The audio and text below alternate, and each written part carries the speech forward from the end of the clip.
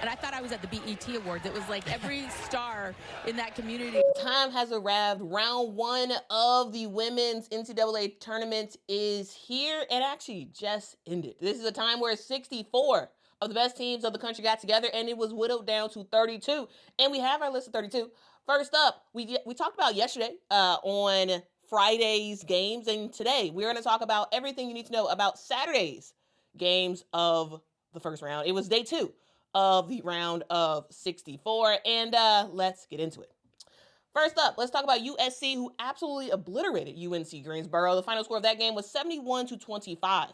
Now, wow, this game sets a program and NCAA record for dominance, defensive dominance. The number 1 seed Trojans held UNC Greensboro to only 7 made field goals in this game, 13% shooting. This is the lowest ever in NCAA tournament history. Wow, USC racked up 60 rebounds and coasted to their largest tournament win margin ever. JuJu Watkins, of course, led the way with 22 points, 8 rebounds, and 3 steals, though she did have a couple of scary moments. She fell hard on her left wrist in the second quarter, then ended up rolling her ankle in the third. She was clearly in some pain, but she left the game briefly, came back, finished strong ultimately before getting subbed out for good in the fourth quarter.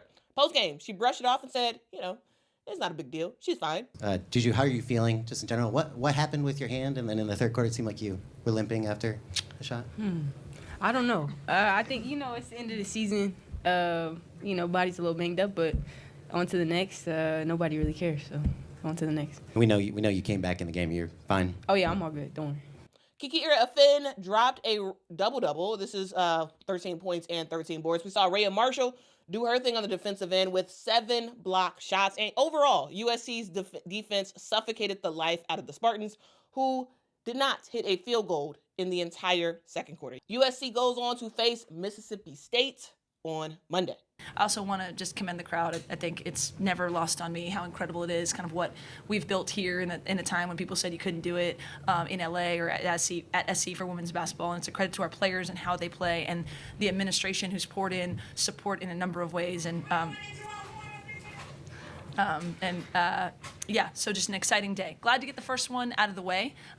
Excited to be continuing to play. I thought, we were a little bit rusty on offense early, but also that was a credit to UNCG, who came out and played some tough D. But I thought we figured it out together. I thought our defense was our calling card. I think the pressure helped get us going, and I thought we got contributions from everyone. I thought, our bench came in and did a really good job today, as well as, our go-to people sitting right here who hold us down day in and day out.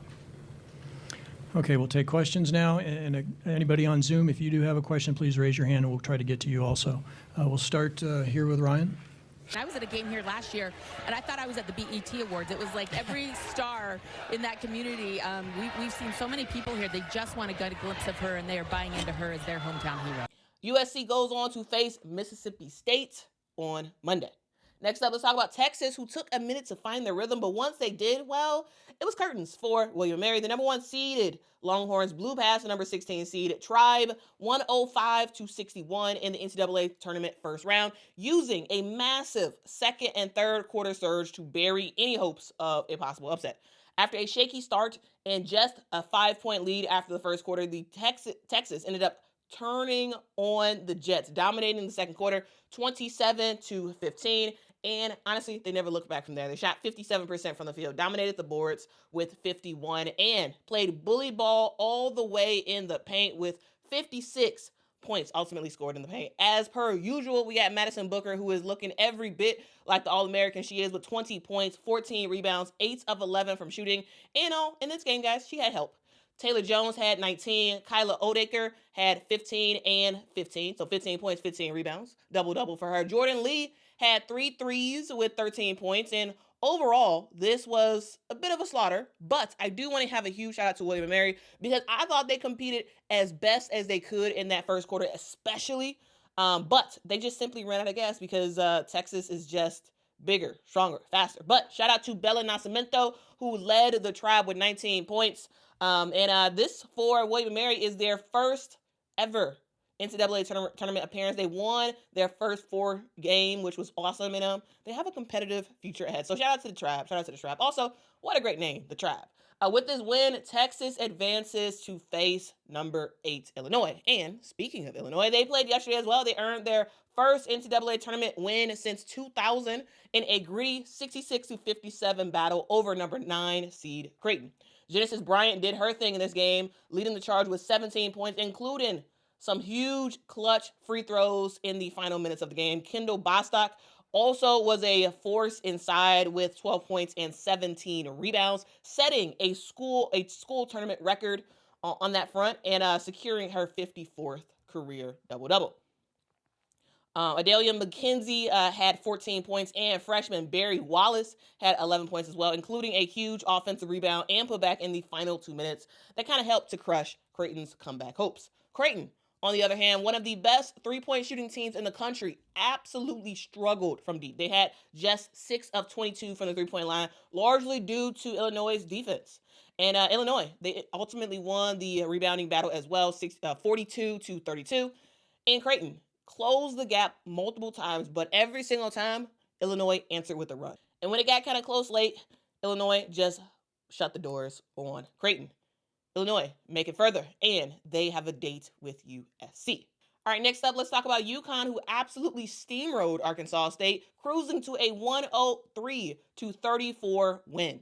Azzi Fudd, in her first NCAA game since 2023 after a brutal ACL injury, she looked like she never missed a beat. She dropped 27 points on 10 of 13 from shooting. She hit 6 threes. She had 7 assists, 6 steals, and 2 blocks, all in under 22 minutes. Talk about efficiency, guys. She became the first player in the last 6 tournaments to record a 20-plus point, 5-plus assists, and 5-plus steals in one half.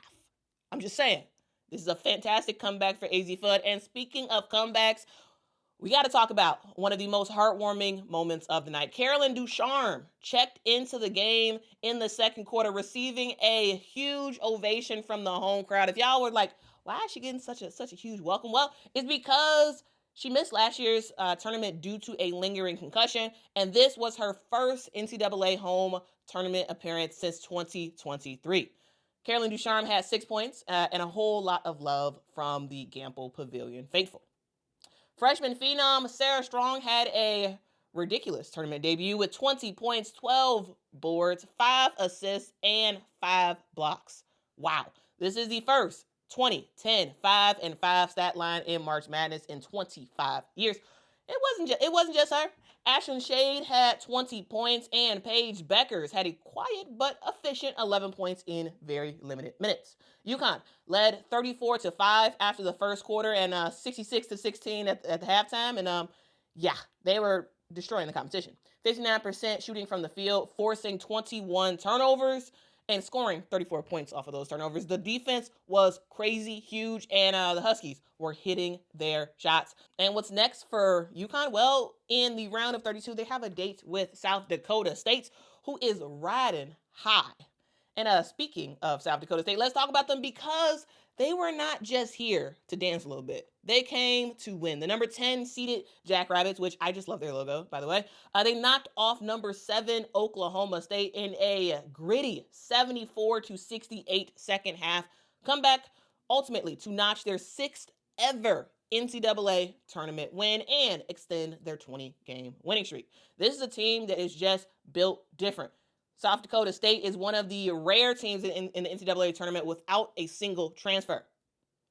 They have a lot of loyalty on their roster. They have a lot of understanding on their roster where they just absolutely know each other, front, left, back, and center. They just know each other so well. And it's a direct reflection of just the culture that they have built, right? This is a true basketball family that kind of grows from within. And early on, the Jacks, they looked a little shaky. They were losing by 11 points in the third quarter, but then came a 14-3 run that helped to flip the script, and they ultimately never looked back from there. The Jack star player Madison Mathewitz was cold in the first half, ice cold in the first half, but absolutely was set on fire in the second half. She scored all 17 of her points after halftime, going 6 of 7 from the field, hitting 4 free throws in the final minutes to kind of shut the door on the Cowgirls. We saw Brooklyn Meyer also lead with 19 points and 8 rebounds. Paige Meyer had 16 points and 8 boards as well as 6 assists. And, South Dakota State, they did not just win on the scoreboard. They dominated the glass 47-29 with a 6-point 6+ edge on the offensive boards that led to 12 second chance points. They had some hustle that really did help to seal in their comeback. Now sitting at 30-3, the Jackrabbits face their toughest competition yet, the number 2 seeded UConn at Campbell Pavilion on Monday. But if you're thinking that this is just a feel-good underdog story, just think about this. South Dakota State was ranked, in my opinion, possibly lower than they should have been. They have the culture, they got the chemistry, and they got the confidence to make this stuff interesting.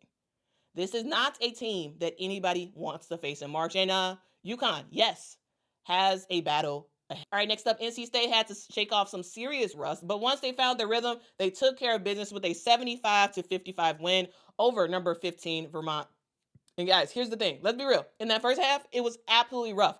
The number 2 seeded Wolfpack missed a slew of easy shots. They looked flat, and overall, they found themselves trailing 27-24 late in the second quarter to a Vermont team that came ready to scrap. But NC State finally got the spark late in the second quarter with a 6-0 run before halftime to sneak into the break just up by 2, 35-33. But it was a far from convincing lead. In the second half, well, it was a whole different story. We saw Zoe Brooks lead the charge with 19 points, while Sanaya Rivers had her 8th double-double on the season, 15 points, 12 rebounds. Isaiah James had 15 points and 4 offensive rebounds. Wolfpack outscored Vermont 40-22 after the half, including a dominant 23-9 fourth quarter, where they finally broke the game open.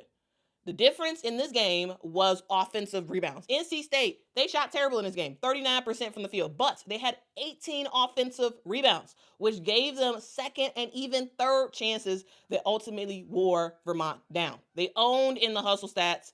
They were plus 11 in rebounds, plus 13 in second chance points. They had 32 points in the paint, and defensively, NC State locked in after halftime, holding Vermont to just 20 second half points. Vermont, they are a disciplined, tight-knit team with no quit. They kept it close for 3 quarters. Kiera Hansen's career-high 21 points and 5 threes was awesome. But simply, this team just ran out of gas. But they should be very, very proud of themselves, knowing that they represented their program with everything that they had. For NC State, it wasn't a pretty game, but sometimes it be like that. And sometimes in March, hey, you just don't know. But the Pack move on to face Michigan State in the second round, where they'll need to show up from the jump, because slow starts like this do not fly for long in the NCAA tournament. Next up, let's talk about who NC State is going to be facing. Michigan State, who grinded out a defensive slugfest to earn their first NCAA tournament win since 2019. They beat the number 10 seeded Harvard 64-50 on Saturday. And guys, this was not a flashy game, but hey, a win's a win. And for head coach Robin Freilich, toughness is exactly the point. After jumping out to a 11-0 lead, the number 7 Spartans looked like they might just run away with it. But Harvard did not flinch. They tried their best to claw back in this game, cutting the deficit to just 1 point early in the third quarter. But that's when Michigan State was like, you know what? We got to take this game over for good. Grace Van Sluten was the difference in this game. She had her 6th double-double of the season, 17 points, 10 rebounds in her first tournament game with Michigan State. Remember, guys, she was a transfer from Oregon. She sparked a huge run in the third quarter with 8 points in a short amount of time to help kind of shift the momentum as the team headed into the fourth quarter. Joycelyn Tate did her thing with 13 points, 4 steals, and just overall, Michigan State broke the program single season steals record with 11 steals in the night, ultimately totaling 384 steals in the entire season. This is a team that is looking to play some defense, absolutely looking to play some defense, and their shooting may not always work out, but they're gonna rock out with the defense. And defensively, they did just enough to contain All-American Harmony Turner, who led Harvard with 24 points, but had to put the work in for every single basket. She was inefficient from the 3, going 2 of 10. And ultimately, this was a squad that also played some good defense in Harvard, forcing 23 turnovers of Michigan State and getting 22 offensive rebounds. But ultimately, Harvard just didn't have enough offensive support to match what Harmony Turner was able to do. For Michigan State, this win, is more than just advancing. This is their time to redeem themselves. Last year, they got out in the first round, and now this time they're looking to make some noise against NC State. Can the Spartans bring that same grit onto enemy territory? That's the question. But we'll find out. But for now, Michigan State is still dancing, and that is an awesome start. Next up, let's talk about Oklahoma, because their size, strength, and fourth quarter dominance sent a clear message to the NCAA. They are not here to mess around. The number 3 Sooners pulled away late to beat number 14 Florida Gulf Coast 81-58. They were fueled by a record-breaking performance on the glass and a monster overall game by Raegan Beers. Raegan Beers did her thing down low, 25 points, 18 rebounds, including 9 in the fourth quarter alone. She absolutely was dominant. Florida Gulf Coast simply had no answer for her inside, and it showed on the stat sheet. Oklahoma out-rebounded the Eagles 72-35, setting a new NCAA tournament record for total rebounds in a game. After a back-and-forth battle in the first 3 quarters, Oklahoma led just 55-48 heading into the fourth, but they slammed the door shut with a 26-10 final quarter, finally overwhelming the smaller Eagles with relentless second-chance opportunities and just overall energy on both ends. Skylar Vann stepped up big, scoring a season-high 24 points. Also, she had 9 rebounds, 7 of those on the offensive end, and acted just like the leader that she is. It wasn't just her. It was Peyton Verhulst who did her thing with 13 points, 6 rebounds, and 6 assists. And overall, Oklahoma, teamwork makes the dream work. 23 assists on 31 made buckets, and they just rock out, man. Florida Gulf Coast, they had a great run this year. They had a 23-game winning streak, but ultimately, they could not find their shot. They went 19.5% from the field, from 3, I should say, and overall, 23.6% overall. And this just was a not-so-good game for Florida Gulf Coast. But ultimately, it happens like that. They finished with a heartbreaker of a game, but they tried their best. They absolutely tried their best, especially for those first 3 quarters. The Sooners missed a whole bunch of layups in this one. A lot of layups. And so, inefficiency was a thing. And ultimately, I think that was a factor in, all of these games. You saw missed layups, missed easy jumpers, stuff that normally teams would be making, but they missed. But now, the Sooners, they have to now take on the Iowa Hawkeyes. And Jenny Baranczyk, y'all remember she used to play it. She used to be at Iowa, right? So she's about to place her alma mater, which should be pretty fun. Okay, all right, let's talk about the Iowa Hawkeyes, who rolled past Murray State 92-57 in the first round. But this game decisively shifted when the Racers lost their star, Caitlin Young. She's someone who can average around 22 points a game. She had an ankle injury in the third quarter. Early in the third quarter, she did not return to the game. At the time, Iowa was leading, but they weren't leading by much, 42-30. And from that point on, they outscored Murray State 50-27. And Caitlin, it wasn't like she was dominating before she got hurt. She had just 6 points, 1 of 7 from the field with 7 rebounds. But there was a chance that maybe she could have tried to do something in the second half, but ultimately that injury kind of sealed the deal. Her absence left the Racers with a abysmal final scoring tally with 57 points. They shot 30.6% from the field. This is a team that averages 87.8 points a game. That's why I had them possibly getting that upset. But ultimately, they were not able to hit shots because Iowa's defense came to play. They played like a team with something to prove because this is their first NCAA tournament game without Caitlin Clark, right? The first game since 2019 without Caitlin. And Iowa was like, nah, we don't need Caitlin. Caitlin's fantastic, but we got Ava Hayden, who continues to step up in a major way. She had a career-high 15 points, 7 rebounds. Lucy Olsen did her thing as well with 12 points and a 12-assist double-double. Cynthia Falter and Hannah Stokey both added in 11 points. And Iowa shot a blistering 68.4% in the third quarter to kind of pull away on a 30-10 run, and ultimately they never looked back from there. 12 different Hawkeyes scored in this blowout, and Iowa is now set to face Oklahoma. Next up, let's talk about North Carolina, who leaned on a record-breaking performance, a scorching third quarter, and some veteran toughness to pull away from number 14 seed Oregon in a final score of 70-49. And ultimately, this victory marks the Tar Heels' largest tournament win ever under head coach Courtney Banghart. And this sends them to the second round for the 4th straight year. This was not a smooth game, I would say. UNC led by just 2 at halftime after a scrappy first half where Oregon State was really punching above their seed. But ultimately, Lexi Donarski, she started cooking.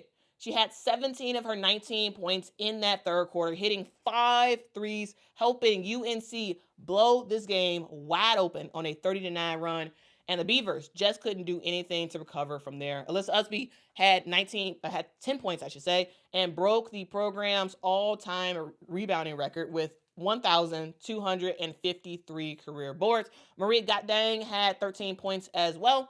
And ultimately, the Tar Heels dominate in the paint and held Oregon State under 50 points for the Tar Heels' 6th time doing that this season. To their credit, the Beavers did not go down quietly. They tried their best. Kelsey Reese was trying to do whatever she could, 15 points, 10 rebounds. But ultimately, UNC's third quarter blitz was just a little bit too much. The Beavers finished their season 19-16 overall, and this really did far exceed their preseason expectations, and they went to the big dance, and that's all that really matters. Scott Ruick continues to work some magic at Oregon State, though he couldn't run too much magic against the Tar Heels. Next up for the Tar Heels, they are facing up against West Virginia on Monday. And speaking of West Virginia, they brought the pressure early and never let up, cruising to a 78-59 first-round win over Columbia.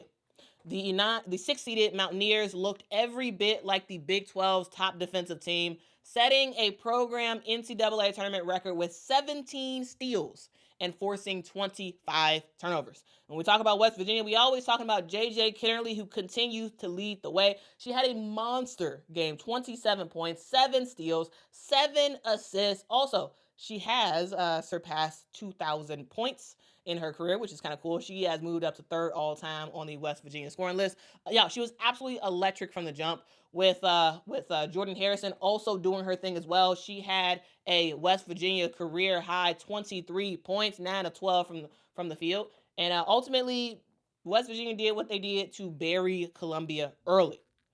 And ultimately, there was nothing that Columbia could really do. At halftime, the Mountaineers had a 46-29 lead, and they never let Columbia back in this game. With outscoring the Lions in every quarter and finishing with a season high 48 points in the paint. And hey, Columbia, they were fresh off of their first ever NCAA tournament victory in the first 4. They could not match up at all physically. And hey, the Ivy League, they had 3 opportunities to make some noise in the tournament, and I thought they played as best as they possibly could, but ultimately the other teams were just better. Now on to the game that I'm really excited for, West Virginia versus North Carolina on Monday. The thing to know is that the Mountaineers have not been to the Sweet 16 since 1992. But if JJ Kennerly continues to shoot like she is doing, they got a real shot. Next up, let's talk about LSU, who opened up their NCAA tournament with a statement victory, absolutely dominating against San Diego State, 103-48 in Baton Rouge, setting a program record for points in a tournament game, and they easily cruised to the second round. Flau'jae Johnson is back. She is healthy, and she dropped 22 points in just 22 minutes. And she's back from a shin injury, so she is all set to go. She sparked a 11-0 opening run and ultimately just energized the crowd. Anissa Mora, who is also back from a foot injury, added in 12 points, 12 rebounds. This is her 28th double-double in the season, while Samaya Smith and Michaela Williams did their thing with over 10 points apiece, as LSU just overwhelmed the Aztecs with their depth. Ultimately, LSU was making shots. They were playing some really good defense against San Diego State, and no Aztec was able to reach double figures. With the game well in hand, Kim Mulkey wanted to keep her stars fresh, so none of them played more than 25 minutes, and so the bench players played a whole lot of minutes. And next up, we will see LSU take on Florida State University. Speaking of Florida State, they played a fantastic, easy game, I would say, against George Mason, beating George Mason 94-59. This is their first tournament win since 2019, and ultimately, the team is showing that they are hungry. Of course, they are led by Tanaya Latson, the sophomore phenom. She was electric in this game. She had 28 points in this one, setting an FSU tournament record with 11 made free throws. She's the nation's leading scorer, so of course she's going to score a lot, right? She had everything, and what she didn't have, Michaela Timpson added in 18 points for her, 11 rebounds. Amira Gordon also did her thing, 18 points of her own, including a huge scoring stretch that helped FSU regain control after George Mason had a brief run in the third quarter. Sydney Bowles was perfect from deep, going 5 from 5, which was another school tournament record. George Mason tried their best to do what they could, closing the deficit to just 7 in the third quarter, but that was basically all she wrote from there. FSU get the job done once again. Brooke Wyckoff earns her first NCAA tournament win since taking the program over, and the Seminoles are looking to make some noise against LSU. They have not been to the Sweet 16 since 2017, so hey, if Tanaya Latson keeps playing like this, and if Florida State continues to wear down teams defensively, well, hey, they're a real threat. I'm just saying, real threat.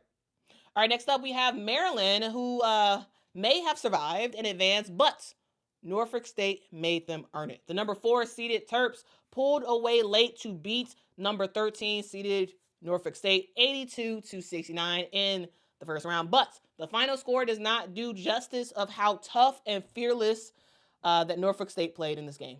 Norfolk State led at halftime 32-30 and had Maryland on their heels with the physicality, especially on the defensive end, making some timely shots. Star-level performances from both Kiera Wheeler, who had 20 points and 7 rebounds, and Diamond Johnson, who had 18 points, and 16 of those points were in the first half. The Spartans were relentless trying to come back in this game. They had a 7-0 start in the fourth quarter, and ultimately, they cut Maryland's lead to just 4, and they showed why they came in on a 19-game winning streak after a historic 30-win season. But Maryland's second half firepower proved a little bit too much. Sarah Tibiasu lit it up on the scoreboard with 22 points, including 4 second half threes. Kayleen Schmeichel had 21 points of her own, and the Terps shoot 6 of 9 from the 3 after halftime and went into a blistering stat line from the free throw line, 23 for 25. Ultimately, Norfolk State kept getting called for fouls, and the Terps was making their free throws. Despite the loss, Norfolk State should walk away with pride. They pushed one of the nation's top programs to the brink and earned the program's highest NCAA tournament seed ever. So again, shout out to NC State. Y'all played y'all butt off. You did your best. Ultimately, the foul trouble kind of cemented the loss for you. Maryland ends up advancing to face number 5 Alabama in the second round. But make no mistake, Norfolk State gave it their all. And hey, Maryland, y'all got some work to do. Y'all got some real work to do. And speaking of who they have coming up, let's talk about Alabama, who had some experience and firepower that proved way too much down the stretch. But similar to Norfolk State, Green Bay gave Alabama all they could. The number 5 seeded Crimson Tide pulled away late to beat number 12 seed Green Bay 81-67 on Saturday. For the Crimson Tide, it was all about Aaliyah Nye with 23 points, Zay Green 22 points to lead the way, combining for over half of the team scoring, and they knocked down some huge clutch buckets when it mattered the most. Carly Weathers had a double-double in this game, 10 points, 10 rebounds, and had a big defensive spark as well. But for Green Bay, this is a team that was riding on a 22-game win streak, and it represented one of the top mid-majors in the country. They did as much as they could, battling against Alabama. They led Alabama. They cut Alabama's lead to just 5 in the fourth quarter. But ultimately, Bama was able to get the job done. They just had too much size, too much depth, and too much late-game shot making. That was a little bit too much to overcome. The Tide shot 50% in the final quarter and dominated the paint, scoring 40 buckets in the paint versus 22 by Green Bay. They scored 22 points off of turnovers as well. And just overall, it was just a little bit too much. Still, Green Bay leaves Baton Rouge with their heads held high. They stayed competitive from tip to buzzer, and they represented the Horizon League well, showing that they do indeed belong on the national stage. For Alabama, hey, they got a quick turnaround against Maryland on Monday. All right, next up, let's talk about Mississippi State's defense, who came to play and powered the Bulldogs into the win. They faced off, the number 9 Bulldogs faced off against number 8 Cal, forcing 24 turnovers in this game and dominating in the paint in a 59-46 win on Saturday. Medina Akut was everywhere, putting up 14 points, 13 rebounds, 3 steals, and 2 blocks before fouling out late in the game. This was her 12th double-double of the season, and she set the tone early, anchoring a Mississippi State defense that held Cal to just 5 first-quarter points. Now, this team defense was their thing, right? You saw Inya Russell also match Akut with 14 points, and Jakayla Jordan had 10 points as well. Mississippi State, they limited Cal to 3 of 21 from deep, outscored them 32-18 in the paint, and even had 15 bench points to Cal's 0. The Bulldogs shot 50% in the second half and used a key 9-3 run to kind of close the third quarter and build some more separation, and never looked back from there. Cal is in their first NCAA tournament since 2019. They tried their best to make some stuff happen, but ultimately offensive struggles and foul trouble, especially down the stretch, proved a little bit too much to handle. So yeah, that's what we got. USC versus Mississippi State in the second round on Monday. Now, guys, that is your recap of yesterday's games. Hopefully y'all were interested in that. Let me know what y'all think about the games in the comments below, and I will see y'all in the next one. Until next time, guys. Bye-bye.